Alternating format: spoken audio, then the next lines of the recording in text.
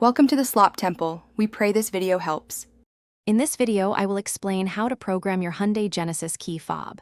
First, gather all your existing key fobs, including any new ones you wish to program. It's crucial to have them all present for a successful programming session. Next, ensure your car battery is fully charged to avoid interruptions.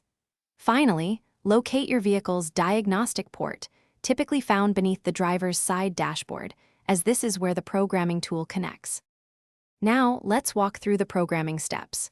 Insert your key into the ignition and turn it to the on position, but do not start the engine. Within 5 seconds, press the lock button on your new key fob for 1 second, then release. If you have more key fobs to program, repeat this exact step for each one within 20 seconds of the previous fob.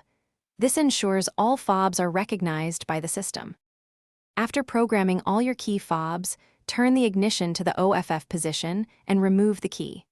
This action finalizes the programming sequence. Now, it's time to test each key fob individually. Walk around your Genesis and press the lock and unlock buttons to ensure they respond correctly. Confirm that all functions, such as trunk release or panic buttons, are also working as expected.